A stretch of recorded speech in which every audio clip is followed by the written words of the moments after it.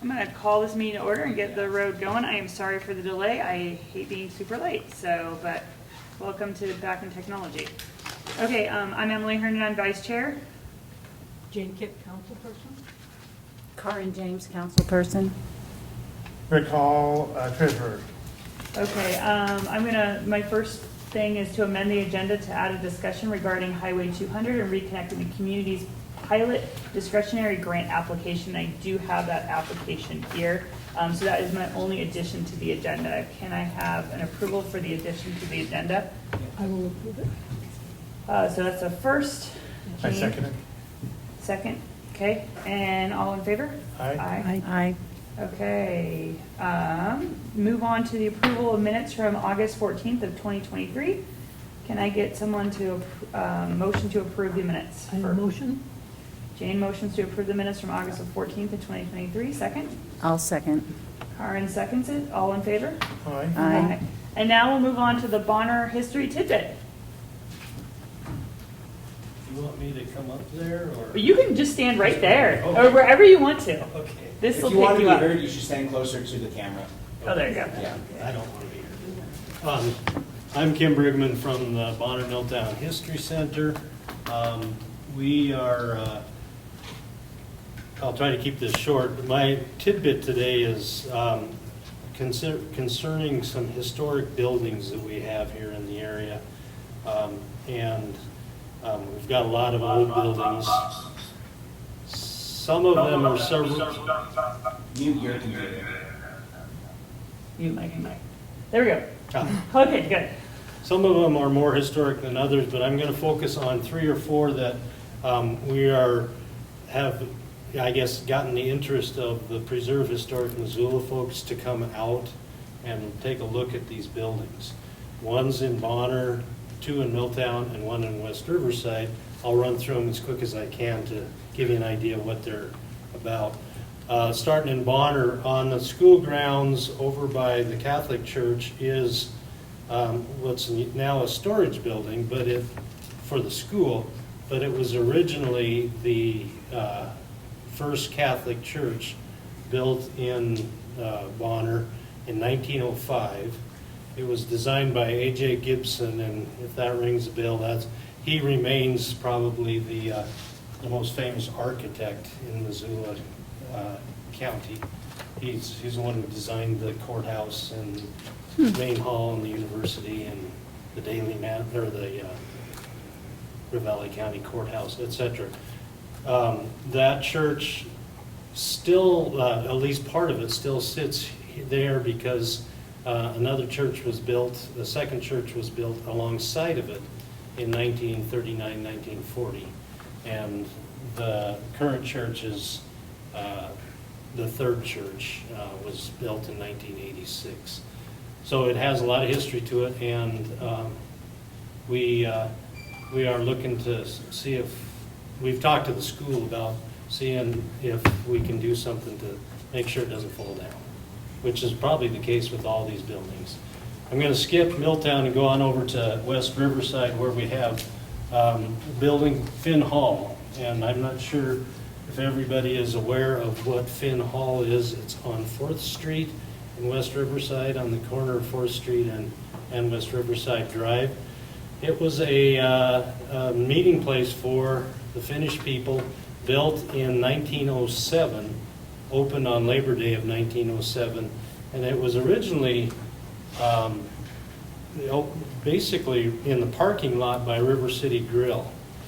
But that was a place where W.A. Clark was building his mill, the Western Lumber Company, and so in 1913, in order to have more room for his lumberyard, W.A. Clark funded the move to move the whole building over to its current location on 4th Street in West Riverside. Very cool building. I got a chance to look inside of it. It's now a pet food store. And the real nice couple, Rowdy Ogden and April, I believe is his wife's name, own it and run a pet food business out of it. But inside is the original stage of Finn Hall. and it's intact. The original hardwood floor is intact, very clean inside, and the stage curtain remains rolled up above the stage in this old building. So again, another one that is used for storage, but its original use was for a community or public use. Lots of things went on in Finn Hall.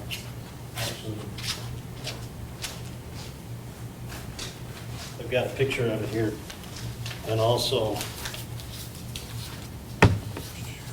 sorry about this. This is what Finn Hall looks like, Oh, neat. and it's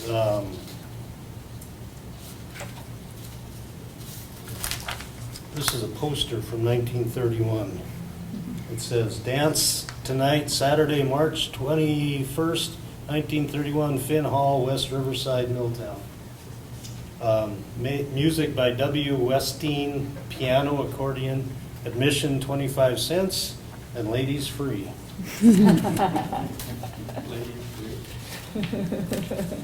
Back to Milltown now. The current Grizzly Insulation Building right alongside the highway, that's on railroad land, but it was the original Milltown Library built in 1920. And there's lots of good stories. It was a community center for Milltown.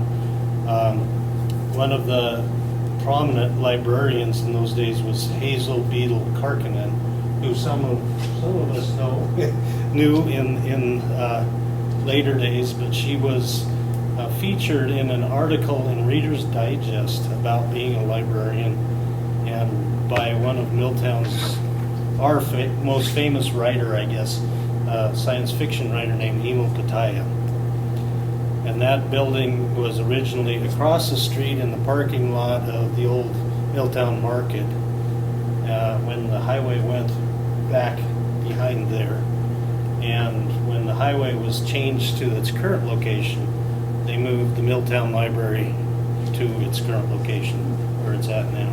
Later it became the Lions Club Christmas tree sales storehouse, and it's now insulation. For the last 30 years or so, it's been Grizzly Insulation, which Sam Briggs did. The last one I want to talk to is probably the biggest gem in our town. It's one that not many people, including me, realize what it was. It's in Milltown. You cross the tracks, you go down towards the garden, community garden, and it's the last building on your right. And it's it's a shed, a garage, something, and it was the Northern Pacific Train Depot, built in probably 1884 or 1885, right after the Northern Pacific came through Montana. Originally a signal station, but it has all kinds of history, and it's a unique building according to our railroad expert, Bill Taylor, who has written several books on railroads, and he wrote a magazine article. He and his wife wrote a magazine article on this particular building. One of its unique attributes is that it's got a bay on both sides where the ticket manager was, because at one time it was across the tracks facing towards the dam, basically, and then it was moved down towards Piltsville on the old Milwaukee line that went up to Blackfoot, and it was moved on the other side of the track, so there was another bay on that, if I understand the story right. Now it's back across from where it originally was, and it's like I say, a storage, privately owned storage garage shed, it looks like. So those are the four that I wanted to mention. We're going to give a tour on September 23rd, Saturday, with these Preserve Historic Missoula folks, and they seem interested in these programs. So a lot of history in Bonner. Thank you. That was great, thank you. So the only one that has never been moved is the church? All of them have been moved. The church was moved just turned towards the school like it is now. But it was farther, probably even, the front of it was even with the current church. And the current church took a lot of its footprint away. So yeah, all four of them moved. All four of them started out as public buildings, and all four of them are now used for storage. So we want to keep them. We want to keep them alive if we can. So thank you. Thanks. Thank you, Kim. Any questions for Kim? How would you be part of that tour? I'm good with, I can, actually, it's not something we have people signed up for, but we can actually, we might do it separately, a separate one for the public. Okay. If you want to do it that way. I'm looking at Judy here. That the History Center could just sponsor or, lead another tour after these preservationists have taken a look at it and at them. So, Yeah, yeah, let we'd be us know. happy Judy, to. let us know, we'll advertise it. Yeah, we'll be sure to do that. Great. Thank you, Kim. Okay, if no more questions for Kim, we're going to move on to public comments on items not on the agenda. This is one of 3 times to make public comment. So any comment from public? Okay, seeing none, you'll have 2 more opportunities. So just general announcements, Bonner Milltown Community Council is in need of a number of members. We're 5. We're down to, well, we're 4 right now. We can go up to 5 and we can actually add an alternate. The alternate just fills in when one of us up here can't be here. And so that's an easy position also. Interested parties are encouraged to apply. It is on the agenda, the link to do that. And I apologize for not bringing copies of the agenda. So then I will move on to the first speaker of 2 tonight. So Sheriff Petersen, the floor is yours. Sheriff Peters. Right here. He's on. Can we somehow get him? Hold on 1 second. Yeah. We're going to turn up your volume here so we can hear you. All right, how about now? Ooh. Ooh, good. Yeah, we can hear you. All right, sounds good. Well, thank you. I appreciate the opportunity to chat with you a little bit tonight. I don't have any specific agenda. I guess the big thing I would say is what type of questions you might have for me. I think one of the things that said in your email was to talk about kind of the crime rates in Bonner and then kind of corresponding within the rest of the county. I do have a list. It's 29 different items. I don't know that I want to go through each one. I will tell you that I have on there 21, 22, and 23, and then just from 23 till now. I think overall, I will say crime within the county is definitely up. I don't think that Bonner is any different than anywhere else. We certainly have hot areas. The Bonnertown Pump, for example, just with the nature of the amount of people that are in and out of there, we get a number of calls, lots of misdemeanor, trespassing, disorderly conduct, and whatnot. The other thing, as you all know, in the summertime, the Kettle House Amphitheater certainly draws thousands of people. It does create some extra work for us. Probably the biggest thing that we've had issues with as of late are parking issues along 200 right there by the mill and then by the school, and that certainly creates some safety situations. And then, of course, when we tow vehicles, lots of very unhappy concert goers when they come out, they don't have the rigs. But I think just as a trend within the last 2 or 3 years that I've been at the sheriff's office, we are certainly seeing a rise in the more serious crimes within the county.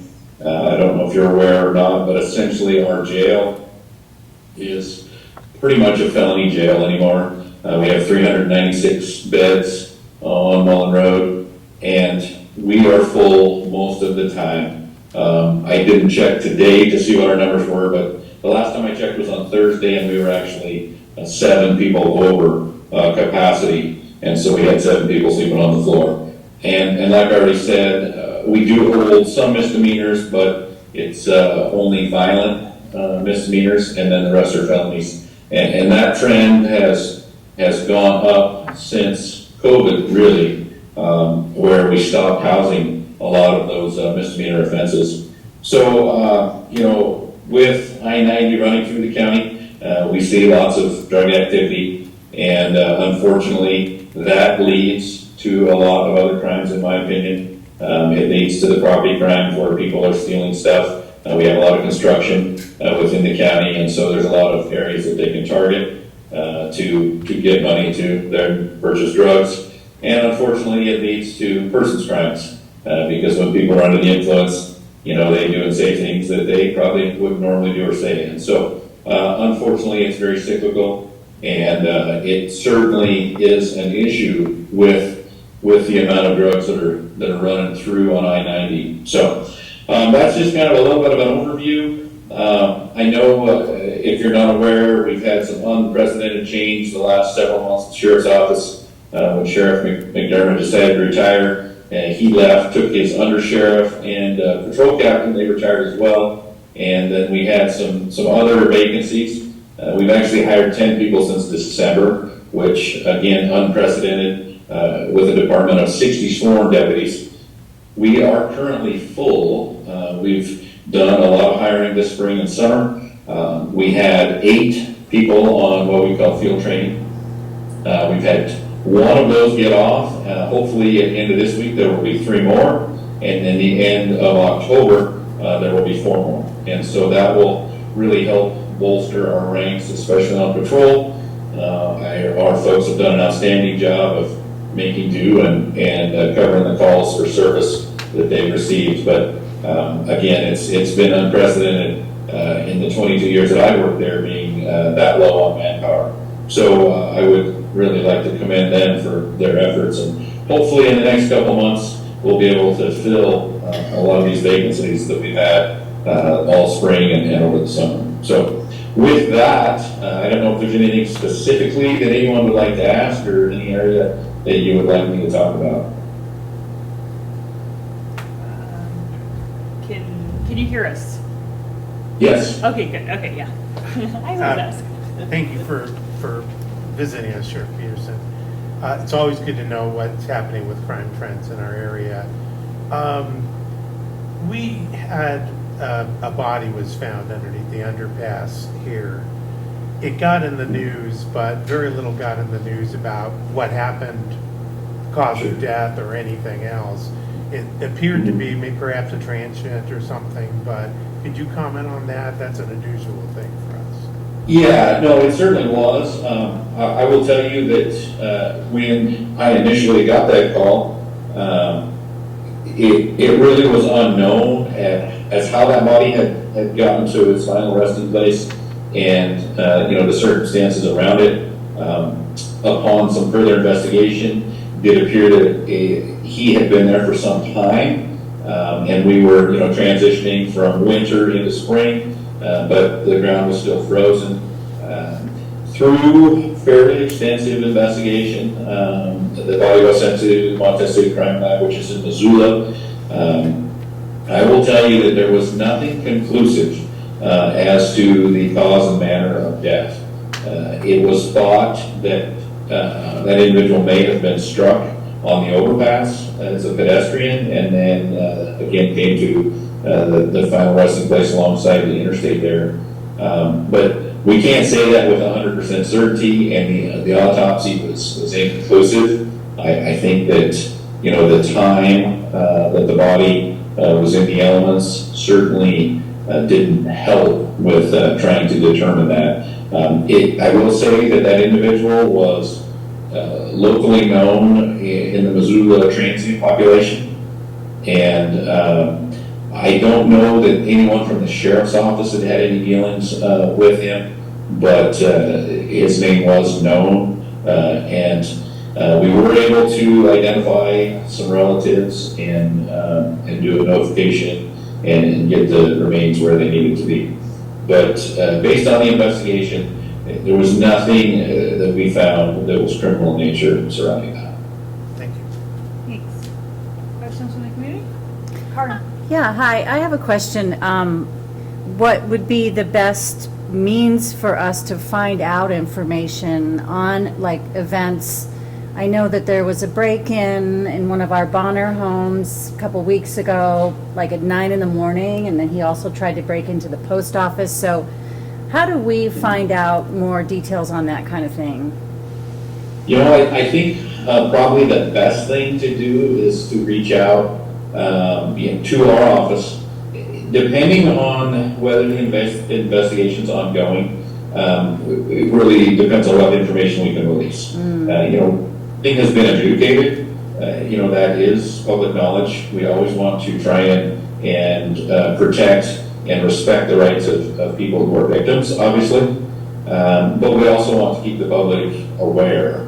And I think one of the best things that we can do is keep people prepared, not paranoid, because we really can't prevent being a victim in a lot of circumstances. So I think the best thing that I could recommend is just reach out to our office and with your inquiries, and we will assess them on an individual basis and determine, if this is something that we need to, if we need to do more of a mass social media, notification, or if we can do it individually. And we always try and keep everyone in the loop, so to speak.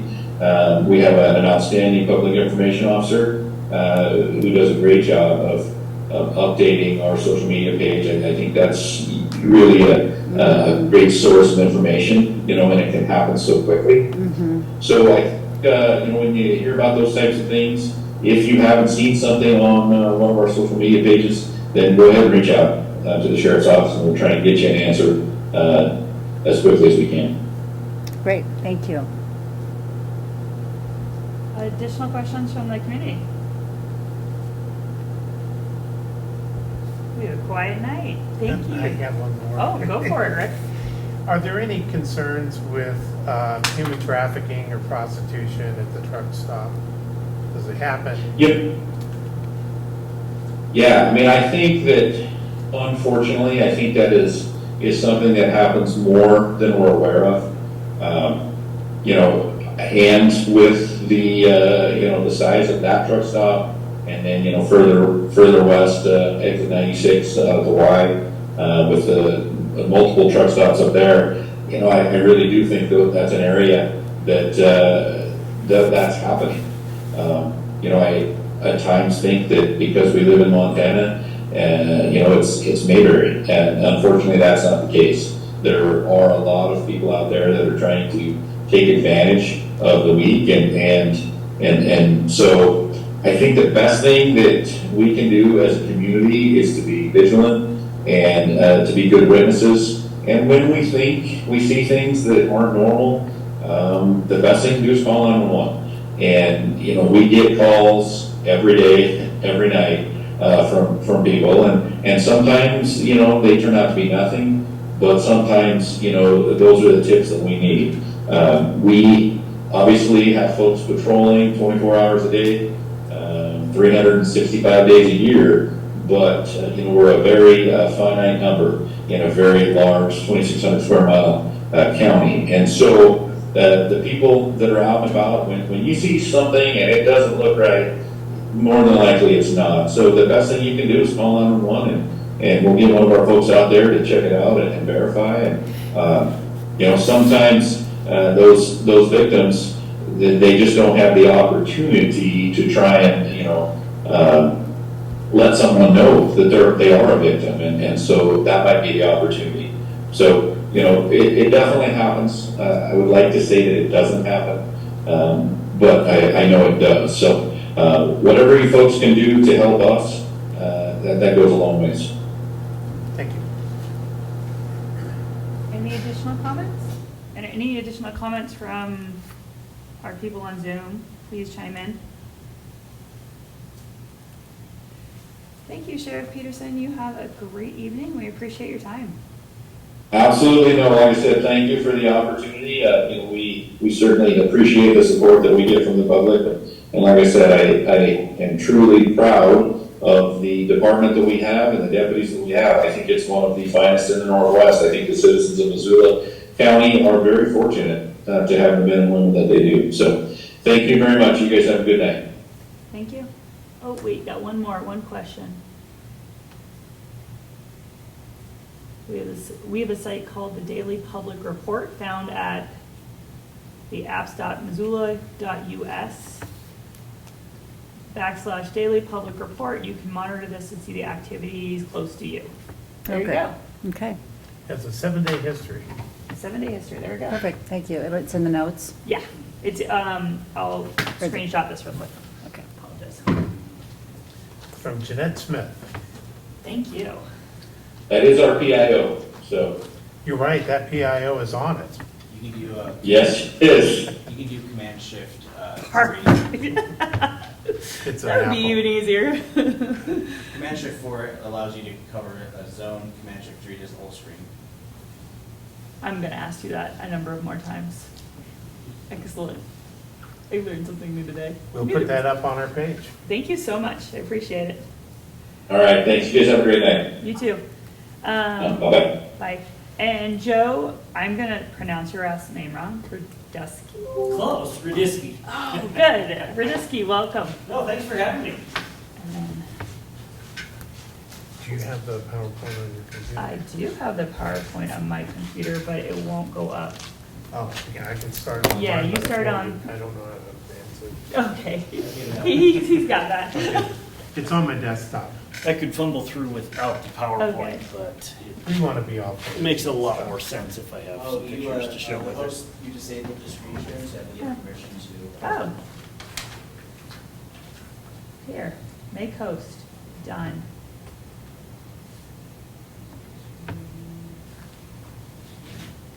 And then what you gotta do is find the, Right on the desktop.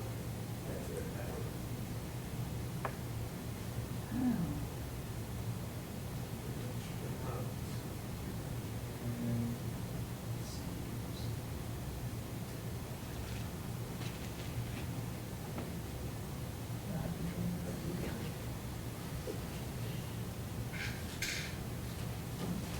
yeah, Perfect. there we go. If you want to stand to the right of it, then we can give. Oh, okay. The screen. Yeah. Then would you be offended if I hit the next button? That works? Yeah. Okay. Perfect. To the right, like here? About a little more to it. That's perfect. Sorry. All right. Oh, no, thanks. All right, good. You're right there. Okay, we gotta figure out where I need to be though, right next to the green Just dot. those bags behind you. So I'm Joe Rediske. I work with the Montana DNRC doing this prevention preparedness stuff. Thank you so much for having me come chat with you guys this afternoon. This is very important information. We are trying to get it out. I work for the DNRC, but here in Missoula County, we have what we call the Missoula County Fire Protection Association. Whew, sorry, I almost ran out of breath trying to get that all out. But it's the DNRC, the Forest Service, East Missoula, Missoula Rural, all of these fire entities all come together to do and do this stuff and outreach. So then it's a collaborated effort within the county. I work with Missoula Rural daily. So you, the homeowners, the taxpayers, are getting the same message from everybody.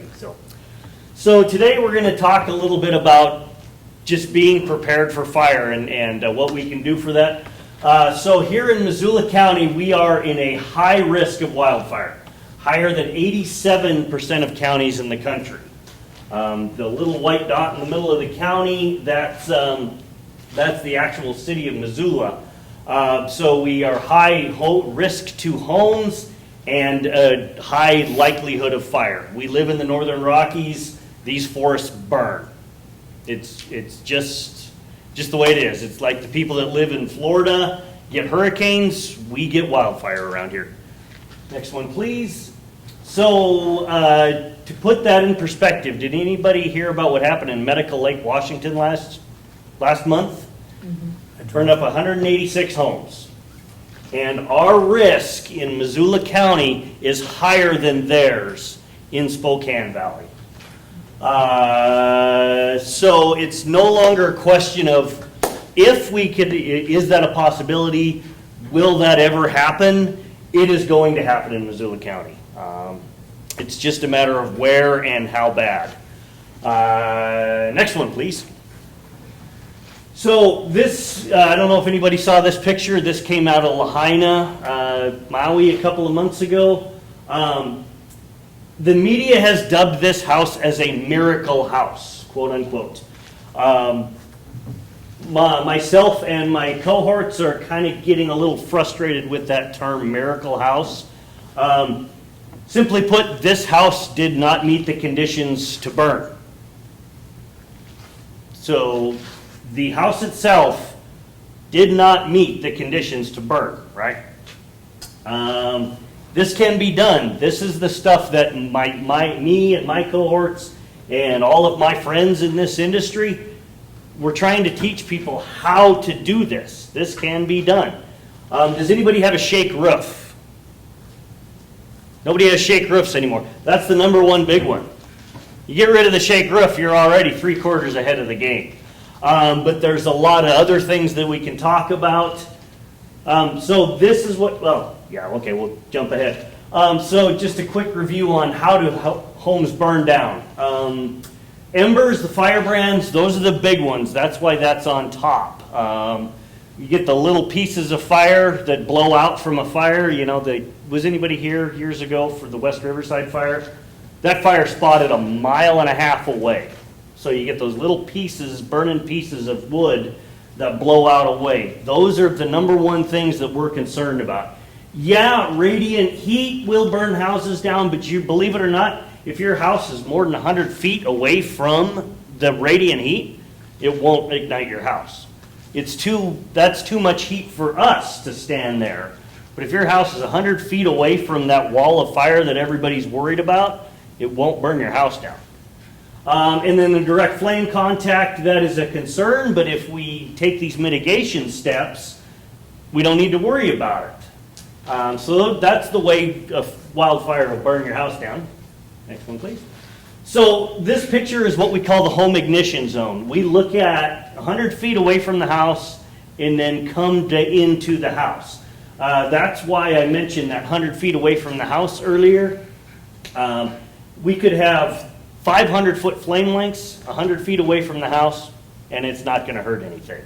So as that fire, West Riverside, the Lolo fire, whatever, the next fire that comes up the Blackfoot, when it hits that 100-foot mark, the fire comes down out of the forest. And then it just kind of may creep in through your yard a little bit, and then it gets to the house and the house goes out. And if you don't have a shake roof, those embers aren't going to ignite your house. So we try to break it up, and we'll talk about each one of these. It's the extended zone is out there a ways, the intermediate, and then the immediate zone. Next one, please. So this is that 100 feet out. You can see behind the house, this still has large trees that could carry a crown fire, but it's far enough away from the house. We're not concerned about it. What we are concerned about is when that fire gets in within 100 feet of the house, then it drops down out of the forest. Next one, please. And then we get into, oh yeah, that's still the extended zone. When you get inside that, you want to limb those trees up a little bit. The big important part there is get the fire out of the trees. As we get closer to the house, we're going to open up the spacing of the trees a little bit and just clear the ground fuel as you get closer to the house. Next one, please. This 5 to 30 feet, this is where the fire is not in the trees anymore. We like this lean and clean and green. This is where that fire may creep through the grass a little bit. You know, there may be a little bush or something, but you're slowing the progress of that fire up. We want to disrupt the path of the fire, remove those fuels on the ground, and then the big one, remove the fuels adjacent to the structure itself. I can't tell you how many houses in my career I've seen burn down from wood piles. I know in the middle of the winter it's fine, it's cold. I burn wood myself. But we don't want to have that wood pile right up next to the house come fire season. Next one, please. And let's just skip ahead to the next one. That one's too important. And then we get into that immediate zone. That's right up against the house. That's where I was talking about with that. The house at Lahaina didn't meet the conditions to burn. We could throw all the wildfire here. All the embers could blow in against the house, but there's nothing up against the house to ignite. And if there's nothing up against the house to ignite, the house itself is not going to ignite. So we like to keep that nice and clean right up against the house if we can. Next one, please. You really can't tell with the projector, but this house came from Roaring Lion in Hamilton a number of years ago. This house is nowhere near the fire, and it burned to the ground. This is those embers that we talk about. They blow in from a long ways away. They get into the wood pile, into the pile of needles, into the gutters that haven't been cleaned. They catch fire.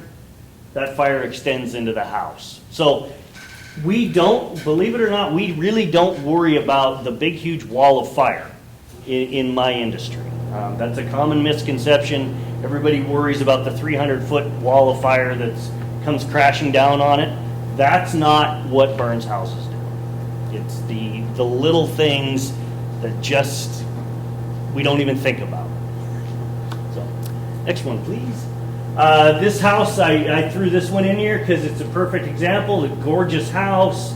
Again, in the picture on the screen, it's a little tough, but a lot of fuel around that house. Get the fire coming in, that give that fire an opportunity to burn right up against the house, and we have a bad day. This house survived. This house was in Libby in, I think, 2013. This was taken from a Ring camera. Crown fire went around the house, and the house survived. So that was just a quick breeze over. We love to come out and actually talk to people about this at their homes. Kind of get a little more into depth, talk about what it is that we're looking at.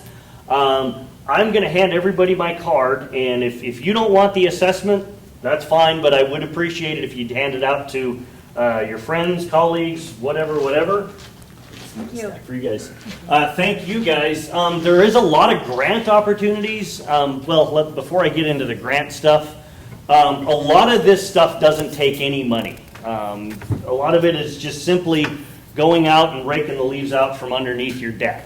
It doesn't cost anything. If we do get a little more into depth and you want some serious forestry work done, there is a lot of grant opportunities out there right now. The DNRC's got a lot of money that we're throwing at this stuff. The Federal Infrastructure Act, they passed a couple of years ago on the federal side, that is throwing billions of dollars into this mitigation stuff.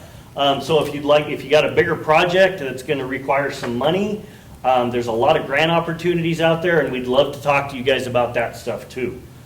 So yeah, again, I'll give my card out there, and then that website up there is another way to have us come out and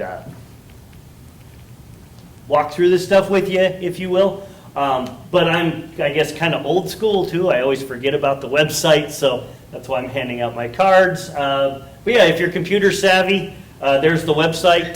Please give us a call. We love to talk about this stuff.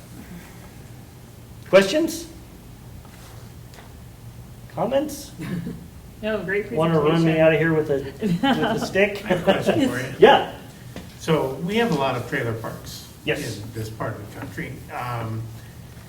They're close to each other. I mean, they're 30 to 50 to 60 feet from Yep. each other. So is the idea then to create a defensible perimeter around the park? No, Or- not necessarily. So that's, we focus in on the house. And then if you do good work, good mitigation at the house, and then that kind of extends out, we don't really care what's going on beyond. Okay. That 30 feet is getting a little close, but that's where the mitigation at the home itself will pay dividends. A perfect example of this, I didn't didn't want to go too long, so I left a lot of it out, but I examined the Lolo fire they had a couple of weeks ago. And the houses that survived had done, maybe unwillingly or unknowingly done this stuff. And you can see where the fire came right up to the house. And then there was just no more fuel for it to burn. The fire went out and the house is still standing. The structures that did burn were the other side of that. They had receptive fuels right up against the house. Fire got in there. We were overwhelmed resource-wise, couldn't get to every structure on the place, and those structures did burn. So. How long was that fire? The initial attack, within less than 4 hours. Okay. The fire itself burned for another day and a half or so, just kind of clean up, put out all the smoldering stuff. But the actual initial attack, things are burning, was about 4 hours. How far did it run? 26 acres. Okay. It was about a quarter mile. It was very wind-driven fire. It blew. It was very narrow and long down against the creek. Like Bonner? Yes, yes. Like Phillipsville? Yes. Like West River? I'm glad you mentioned that, though, because that's why I'm standing here today. Is most of our community, unless you live in downtown Missoula, most of our communities in this county are in a similar position. So. What would you say about some of the urban trees that are in the downtown Missoula area, along with the University District especially? So we're not worried about the trees. Believe it or not, that's another common misconception. If that day, God forbid, that day ever comes where we do have a wildland fire that impacts downtown Missoula, it will be the homes and the buildings will be the carrying fuel, not the trees. That's what happened in Lahaina. It was the homes themselves were the driving fuel in that community. So, but if we don't, that's what I'm standing here. That's what we're trying to push.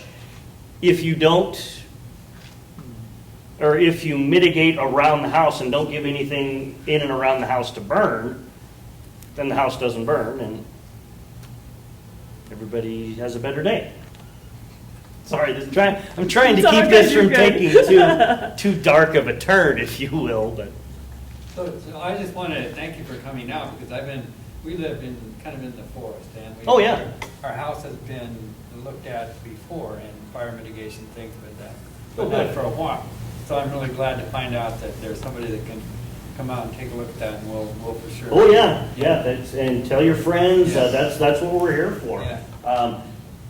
I am in operations, but this time of year, when the fire season kind of starts to wind down, I'm going to spend the next 6 months of my life promoting this stuff, getting out and talking to the communities, getting out and talking to the people. So tell your friends. I need another We're nice card. people. And there's a variety of handouts from DNRC over there. Any additional questions? Great information. Thank you, Joe. Oh, thank you guys. Appreciate And it. I'll make sure this gets posted out to our people on our Okay. email. So That'd be great. we'll at least have the PowerPoint for reference and everything else. Yeah, if nothing else. Yeah, exactly. Appreciate it. Perfect. Thank you so much. Okay, I'm moving on to bouquet period. Everyone here knows about the bouquet period, so. They're being quiet. I know, they're always the good one. That's all good. Bert, do you have any questions online? I got you cards, by the way. That's what they did. No, I don't have any questions, thank you. Okay. And I thanks for the card. Just drop it by whenever or stick it in the mailbox. Sounds good. Thank you. You're welcome. Okay, I am grateful that Bonner School is up and running. My kids are happy, and healthy, and they do a great job here. So I really appreciate this school and this community that serves their students. So that's my bouquet. Any other bouquets for the night? Oh, Wow. sorry, Yeah, I'm looking at you guys. I do. Okay, good. So You never I fail. just wanted to thank the people who are decorating their houses for Halloween. Halloween is a fun time, it's a day to have fun. And the people in our neighborhood that are decorating are reminding us in there with their witches and goblins that we can have fun on Halloween. So it's okay to them that are putting up witches and goblins. You're our first witch up at our house. Kids are all over it. Any other bouquets? Kind of a quiet night on bouquets.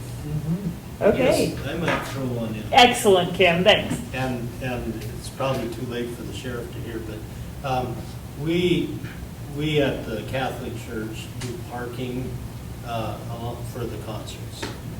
And the sheriff's department has been very proactive this year in enforcing those parking, illegal parking along the street, although sometimes people just park kind of out in the middle of the road and all the way down to the railroad tracks, which are way out of bounds.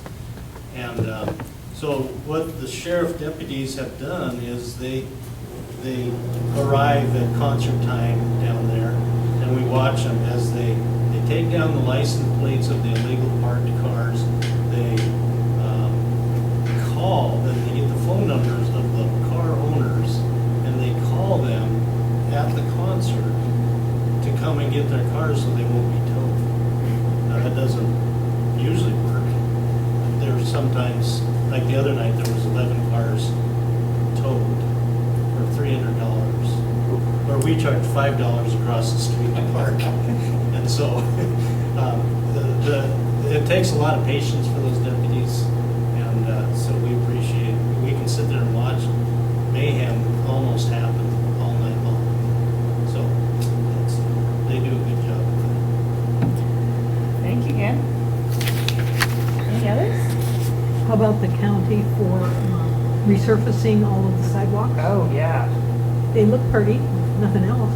Yeah, those are good resurfacing. I was on there several times lately. Cool. Yes, Judy. Well, I might as well chime in. We're all feeling so good about things, but that was brought up, the lights along the Post Hill Trail are dim or out or blinking, not working. And so bouquet to Friends of Two Rivers, especially Gary, because he got a very big tall ladder and went up, got a battery, bought a new one from Friends of Two Rivers funds, and replaced it, and that lamp is now working. We checked in with Candace, and she said, yeah, it's working.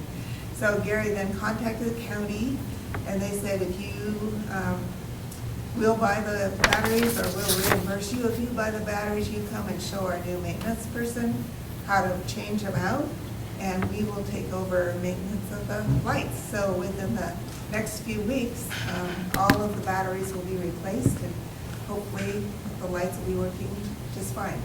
So we'll just call the county the next time it's out. Pardon? So we get to call the county the next time it's out. That's true. Excellent. Well, you can call Gary, but he'll probably just say, well, you can call the county now. Okay, we But like that. anyway, yeah, thanks for bringing that to our attention, because we don't live down there, so we don't realize, there's no light. We appreciate it. Thank you, Jamie. Thank you. Any other bouquets? Otherwise, we're going to the second of third public comment on items not on the agenda. Actually, I have one. Did we ever find out about the signs? I did not. Okay. I've been a little busy, but I will do it between now and the next one. Okay, so signage next meeting. Got it. That's fine. Thanks. I was at 2 concerts this week in Kettle House, so. There you go. Good. Judy. Kim, sorry. I've got some handouts too. On September 24th, Sunday afternoon, we have John McLean event, as we call it, down at the Kettle House. We're trying to spread the word as much as we can, almost afraid that we're going to get 1,000 people there from the reception we've had. But I wanted to pass these cards out for refrigerators or whatever if you haven't already received. I got one in the mail. I figured. Yeah. So- I am sure we'll get another one. Yeah, Thanks. they went out in the mail last week, and they've got a really cool artwork, wood engraving on the back side there, so. Anybody else?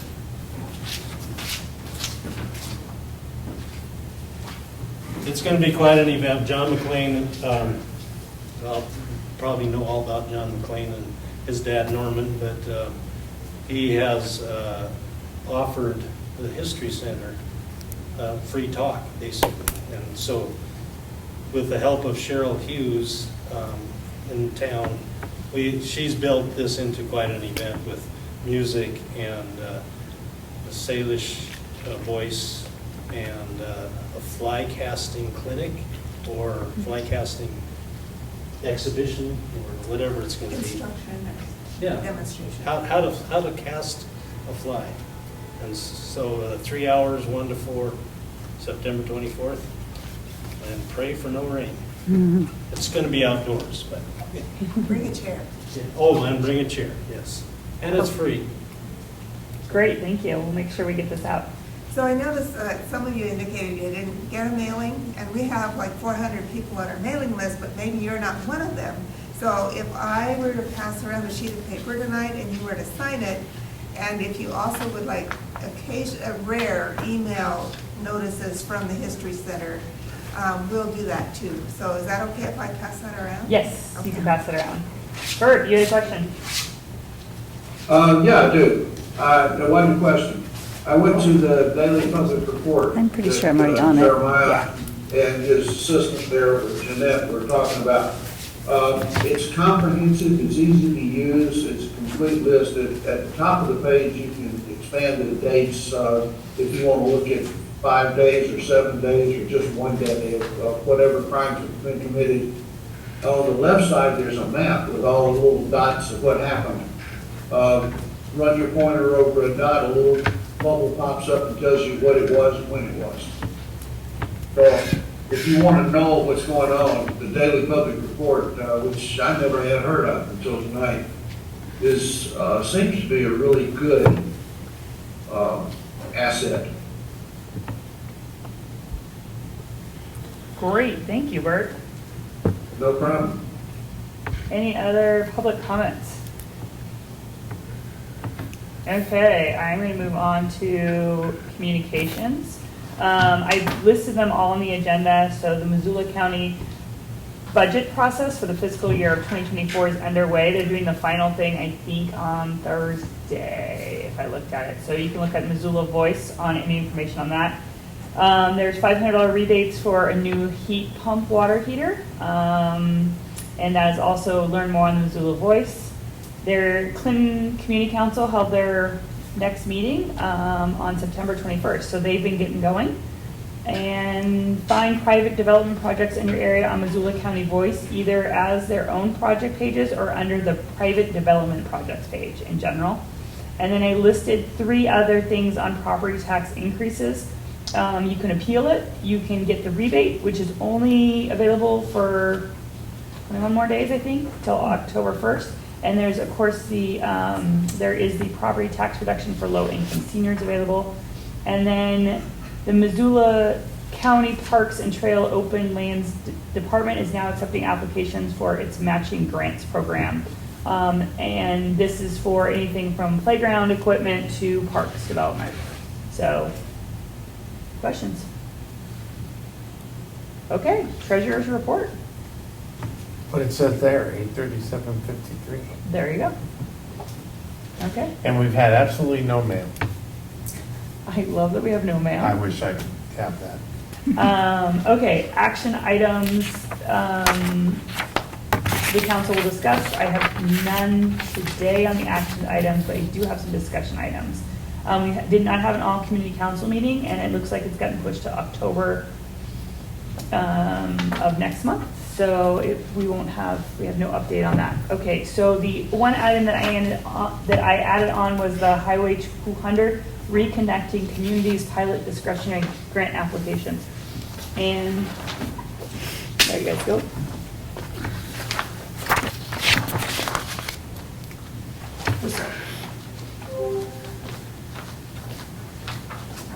Hand that back here. Thank you. So I'm running on behalf of the Bonner Milltown Community Council in support of reconnecting East Missoula Highway 200 submittal to the Reconnecting Communities Pilot Discretionary Grant Program. That's a lot of words. The project, when constructed, will provide much-needed non-motorized facilities to over 4.5-mile roadway from, that was a typo, the urban East Broadway segment of Missoula to the main street in East Missoula to the rural Sharon Marshall segment. Currently, these communities are functioning cut off from one another due to the lack of safe non-motorized facilities for those walking, biking, as well as the barriers created by Highway 200 and the railroad overpass. So they're looking at bike paths through that area. The planning grant application will take the Highway 200 corridor plan from its conceptual level to the preliminary engineering design level to the greater support construction. The project's goals and objectives align with the Reconnecting Community Pilot Program's goals of reconnecting the communities by removing barriers, retrofitting an existing facility to support the create safe spaces for those walking and biking between urban Missoula, East Missoula, and rural Sharon Marshall recreational areas.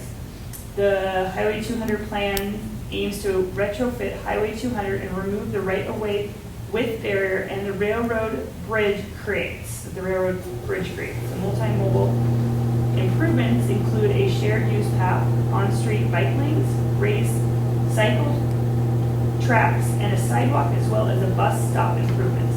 If Highway 200 is awarded the RCP grant, the design documents will bring us one step closer to the improvements that will address safety, address equity, address the city and county climate goals, create better access to recreational opportunities, and yield economic growth for East Missoula Main Street. I summarized the last one. Does that sound good? Yep. Perfect. Do you need a motion? Yeah, put a motion to support this letter on the Highway 200 Reconnecting Communities Pilot Discretionary Grant Application. I'll second. Okay, second. And all in favor? Aye. Aye. Okay. So, if you haven't had a chance to look at the conceptual plan, it's there on, I think, either transportation or Missoula Voice, but And a lot of times engage Missoula.com. They talk about upcoming current ongoing projects. So, I'm not smart enough to understand if you addressed the Bonner streetcar trail. You know what I'm talking about? The Bonner streetcar trail? No, I do not know that one. So Season right parking. now, there's a shared use path that goes from Black Ridge all the way down to Tamarack Lane. Mm-hmm. And after that, it stops. Mm-hmm. And so the modern streetcar trail was an existing design from about 5 years ago that wasn't done because of its expense. It was engineered to go from Tamarack all the way around and over to connect with the Canyon River Trail. And so that would have connected our community with East Missoula. Right now, it stops at Tamarack Lane, but there's a pinch point at Marshall Grade where the highway is not wide enough. You can't they'd have to build a cantilever structure for the trail or move the highway over make the highway wider so that the trail could go there. I don't know if you know what I'm talking about. well, the East Missoula plan only covers East Missoula. Well, that's what my question was. But the Highway 200 plan, I haven't looked at that. There's not really a concept plan yet that I've seen. I looked at all the transportation plans that had to do with our area. Yeah. And,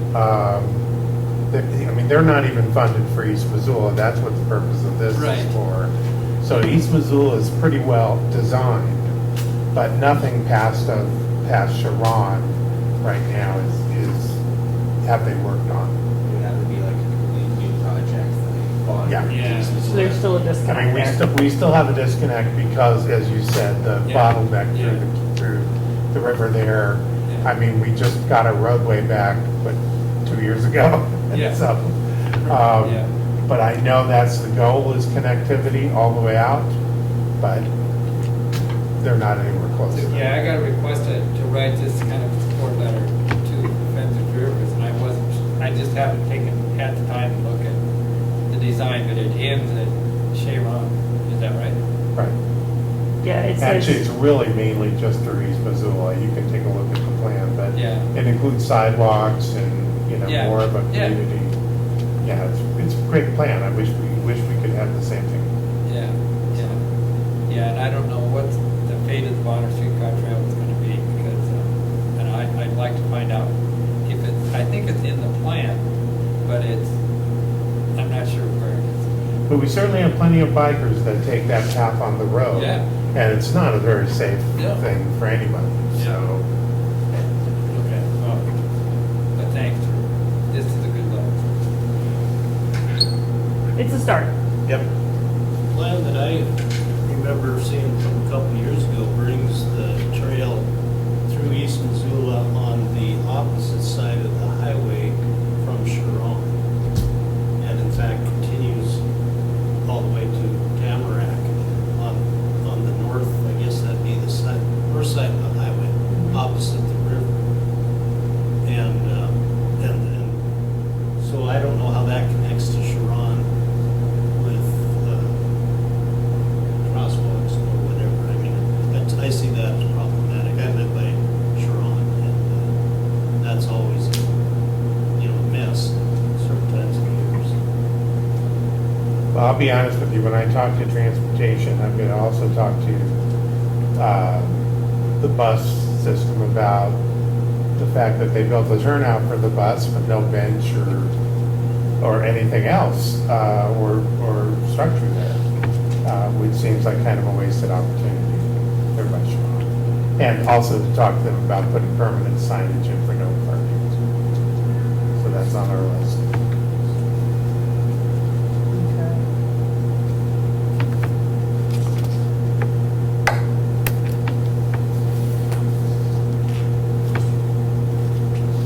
Okay, sorry. I'm getting the last of the parts there.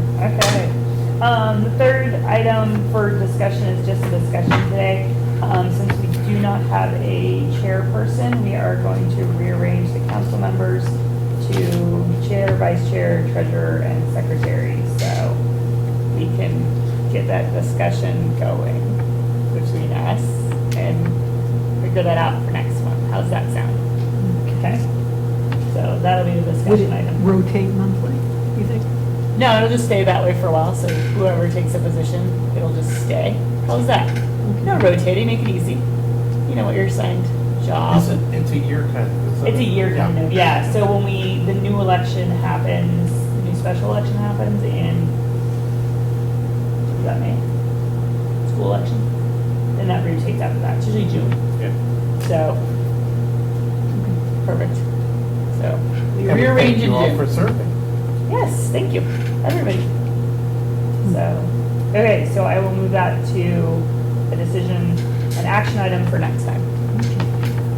Public comment, final period.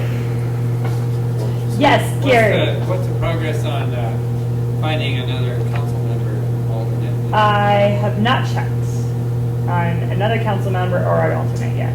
Usually the county lets us know when they have one. And since I haven't heard anything. Join us. So, yeah, no, as far as you don't know. As far as I know, I have nothing.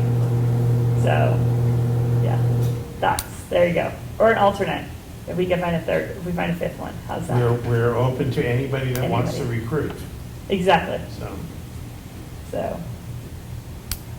Any other public items?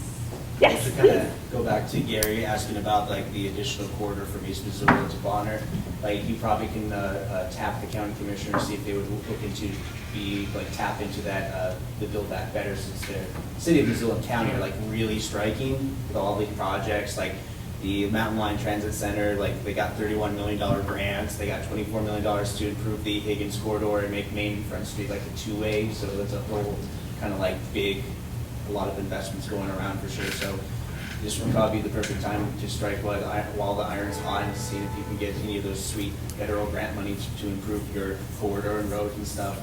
And on top of that, with the East Missoula corridor, I don't know if this may pertain to you in the future, but perhaps creating a kind of, since you're trying to improve bikeability and all that stuff, perhaps you can try to put a cap on speed limit. So maybe like, you know, because you're trying to improve safety, people walking, biking, maybe 25 miles per hour out of going through East Missoula, and also perhaps there's like a ability to be part of that too, to slow people down. Yeah, well, thanks. Yep. Yeah. That's a good idea, can't hurt to ask. It's kind of funny because last time we had someone want to speed people up, Yeah, get 55 posted, so. yeah, it can't hurt to ask to see on the extension. Ooh, what are they gonna say, no? Yeah, Well, we may want to ask one of the county commissioners to come talk to us. It's been a little while. yeah, we can talk about that addition. I'm gonna reach out to you, Gary, and get the specifics on that, because I don't always, I know my husband bikes that section, but where that kind of ends, I'm gonna ask. I'm sorry, I missed, I'll find out where that extension for that bike, non-motorized, it ends right there, and I'll just ask. We can ask. yeah. I know that Parks and Trails has an existing design that's old, that is no longer applicable. Mhm. And so they know what section that is, and they know that it's on an agenda at some point, but I'm Mhm. not sure which agenda and when. True, but if we ask, sometimes Yeah. that gets us moved up. Right? Yeah, and like Great, Scott said, great. maybe now's a good time Maybe it's to a good time. put a little pressure on. Yeah. My husband's a regular commuter on that road. I wouldn't mind him having that bike path. He rides his bike? Yeah, every day to work. Ventura up to the U.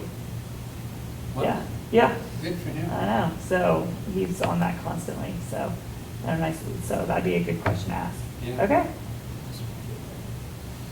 Any additional public comment? Okay, seeing none, October 9th of 2023, here and via Zoom. And I have no agenda items on the next meeting or speakers at this point, but I'm sure we'll find something, so. Okay, great, thank you. Meeting is adjourned.